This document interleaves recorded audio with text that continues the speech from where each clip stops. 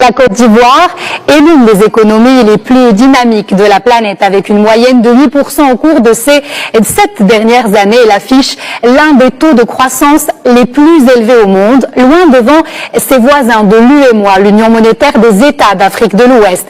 Et selon les prévisions de la Banque mondiale, la croissance du PIB devrait converger autour de 7% dans les prochaines années. Une croissance portée par les cours du cacao, qui est la première source de richesse du pays. Avec une production de près de 2 millions de tonnes, la Côte d'Ivoire est le premier producteur mondial de cacao. Sa culture, introduite à la fin du 19e siècle par les colons, fournit des revenus à plus de 5 millions de personnes. L'économie ivoirienne reste fortement dominée par l'agriculture. Premier pourvoyeur d'emplois et de devises étrangères, le secteur primaire pèse près de 20% du PIB. Outre le cacao, le café reste l'une des principales sources de richesse. Depuis 2 ans, la filière affiche la plus forte croissance mondiale d'exportation, fruit d'un ambitieux programme de relance mené depuis 5 ans par le Conseil du café cacao. La Côte d'Ivoire est leader mondial des noix de cajou et de cola ainsi que de l'EVA. Dans le nord du pays, la culture du coton mobilise près de 50% des terres exploitées. Autres filières oléagineuses, celles de l'huile de palme et du cocotier, ont connu une forte croissance au cours de ces dernières années. Côté ville, depuis 1960, le taux d'urbanisation a grimpé de 17,7% à plus de 50% en 2018. Aujourd'hui, Abidjan, la capitale économique, concentre 80% des activités économiques du pays. L'apport de l'industrie au PIB est évalué à 20% et celui du secteur tertiaire à 50%. Le gouvernement a adopté un nouveau programme national de développement, PND, pour la période 2016-2020 qui entend transformer la Côte d'Ivoire en une économie à revenus intermédiaires. La Côte d'Ivoire possède de plus quelques réserves de pétrole non négligeables pour son économie. Elle possède aussi quelques ressources minières, mais dont la production reste très mineure. Elle produit en outre de l'électricité dont une part est revendue aux pays voisins.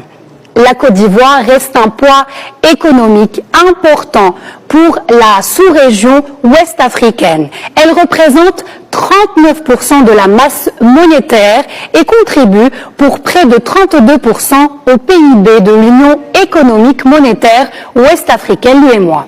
Selon les statistiques de 2013 de la Banque centrale des États de l'Afrique de l'Ouest, BCAO. Alors les amis, comme j'ai l'habitude de dire, la Côte d'Ivoire a toutes les caractéristiques qu'il faut pour devenir une grande puissance économique en Afrique. Quand tu vois à quel niveau aujourd'hui ce pays se développe, quand tu vois à quel niveau leur économie essaye d'avancer, tu comprends simplement que ce pays travaille, ce pays ne dort pas. Et ce qui fait en sorte que beaucoup les étrangers ont du respect pour la Côte d'Ivoire, c'est parce que nous connaissons la crise que la Côte d'Ivoire a eue dans les années 2010. Et quand on voit cette crise-là, et on voit le laps de temps qu'il y a eu pour que la Côte d'Ivoire arrive à se reconstruire ou encore à avancer comme nous voyons là, c'est simplement incroyable. C'est simplement incroyable, vu qu'il y a des pays ici là qui n'ont jamais connu de crise ou encore de manifestation. Il y a des pays ici là qui sont toujours comme ça. Mais il n'y a pas de changement chez eux, il n'y a pas d'évolution, il n'y a pas vraiment de mouvement, si on peut le dire ainsi. Mais vous allez voir, en Côte d'Ivoire, ça travaille. Et cela dans tous les secteurs. Agriculture, musique, informel, administratif, bref, tous les secteurs travaillent. Aucun secteur n'est épargné. Aucun secteur n'est épargné. Et c'est la raison pour laquelle moi je le dis constamment. Prenez exemple sur ce pays. Prenez exemple sur leur manière de faire, sur leur travail. Parce que le simple fait d'avoir autant d'infrastructures modernes dans leur pays fait en sorte que voilà, les investisseurs viennent mettre leur argent dans ce pays-là. Et c'est la raison pour laquelle vous voyez l'économie de la Côte d'Ivoire avance. Parce que les étrangers viennent mettre leur argent là-bas. Et qu'est-ce qui fait en sorte qu'ils viennent mettre l'argent? C'est le développement qui s'opère dans ce pays. Et comme je dis constamment, tout ça est faisable dans tous les pays. Parce que nous tous, nous avons les mêmes réalités. Nous avons les mêmes difficultés, mais nous avons également les mêmes atouts. Nous avons des matières premières, nous avons des ressources.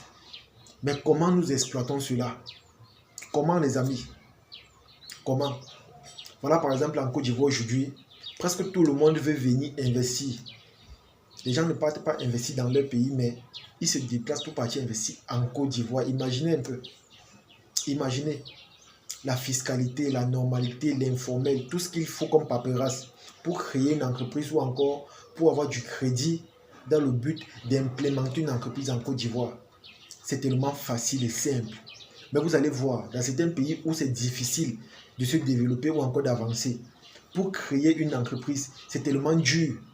Lorsqu'un étranger vient pour créer son entreprise dans votre pays, il est tellement découragé par tous les parcours ou encore on va dire quoi, les chemins qu'il doit parcourir pour créer l'entreprise en question.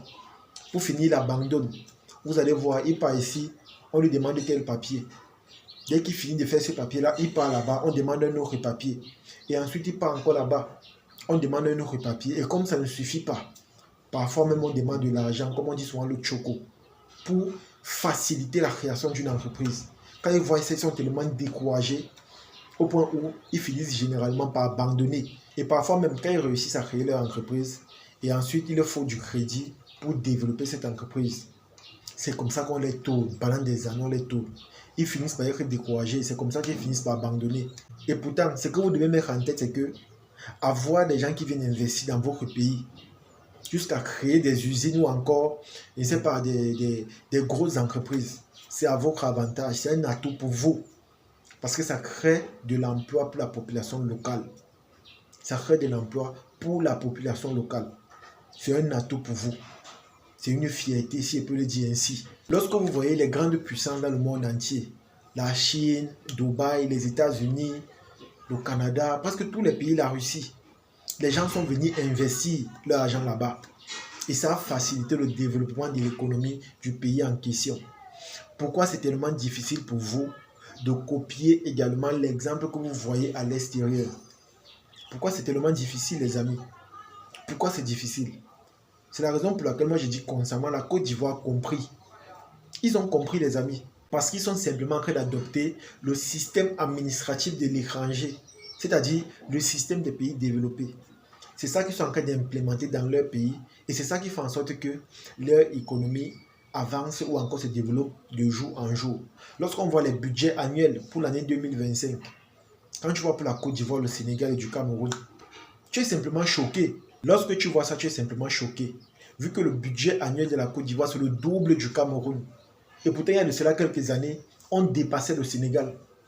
Mais comment ça se fait ou encore ça s'explique que nous sommes tellement derrière? Posez-vous les questions. Et ce qui me choque, c'est qu'on fait des remarques pareilles, mais il n'y aura pas le changement. Et pourtant, c'est tellement pertinent. C'est tellement pertinent. Si au début, tu étais à ce niveau, mais après tu chutes jusqu'à ce niveau, ça signifie qu'il y a un problème. Et quand c'est comme ça, tu dois facilement trouver des solutions. C'est important. Tu dois trouver des solutions. Parce que ça signifie qu'à un moment donné, il y a quelque chose qui ne marche pas ou encore qui ne va pas. Mais si vous voyez ces changements négatifs-là et que vous aussi, à votre tour, vous ne voulez pas changer les choses, ça signifie que vous-même, là, vous n'êtes pas sérieux ou encore que vous n'avez pas de l'engagement ou la volonté à vouloir faire changer les choses. Et là, vraiment, c'est dommage. C'est vraiment dommage. Voilà ça qu'aujourd'hui, presque toutes les nationalités veulent aller investir en Côte d'Ivoire, veulent aller résider en Côte d'Ivoire, veulent aller, je ne sais pas, visiter la Côte d'Ivoire. Bref, aujourd'hui, en Côte d'Ivoire, tous les secteurs travaillent. Et c'est comme ça que ça développe l'économie de leur pays. Donc, en gros, les amis, c'est que moi je peux vous dire simplement, c'est de prendre exemple sur la Côte d'Ivoire, travailler.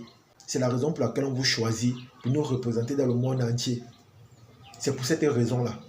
Parce que nous aussi, on veut voir les chiffres augmenter, on veut voir notre économie augmenter, on veut voir comment ça se développe, on veut voir le changement. Il y a tellement de choses que nous voulons voir. Il y a tellement de choses, mais nous ne voyons pas. C'est ça le problème. En Côte d'Ivoire, aujourd'hui, tu vois, c'est-à-dire, même les Blancs arrivent, ils disent que c'est comme l'Europe. Parce que quand ils sont dans la ville d'Abidjan, ils voient le développement des lagunes, des ponts, des autoroutes et tout. Ils sont simplement impressionnés. Et quand moi je pense que nous aussi on peut faire la même chose, mais le manque de volonté fait en sorte que les gens restent comme ça, ils ne veulent pas parler, ou encore ils font comme s'ils ne voient pas. Honnêtement, c'est choquant. En tout cas, les amis, c'est ici que se termine cette vidéo. J'espère que vous avez aimé. J'espère que vous avez apprécié. Comme j'ai dit, quand tu écoutes des chiffres pareils ou encore des vidéos pareilles, tu es simplement curieux, tu es simplement étonné. Vu que tout le temps, on parle comme ça d'un autre pays. Mais tu te demandes quand est-ce qu'on parlera ainsi de ton propre pays. Ça va arriver quand tu vois les choses comme ça, c'est là que tu comprends que voilà, il y a des gens qui ne vous aiment pas. Parce que quand quelqu'un t'aime, il se bat pour le bien-être de ta situation sociale ou encore économique. Mais si ta situation est tellement faible et que cette personne ne se bat pas, c'est clair et logique qu'il ne t'aime pas. Et c'est un peu ce qui se passe dans presque tous les pays. C'est-à-dire les pays là même qui ne veulent pas travailler ou encore se démarquer. Ils n'aiment pas leur population. Et c'est tellement choquant. C'est tellement choquant. Travaillez. Travaillez, c'est la raison pour laquelle on vous a fait confiance. Travaillez, faites des efforts pour changer les choses. Et quand je dis changer, c'est positivement, c'est pas négativement. C'est de ça qu'il s'agit. En tout cas, partagez la vidéo au maximum et on se dit à la prochaine. Ciao.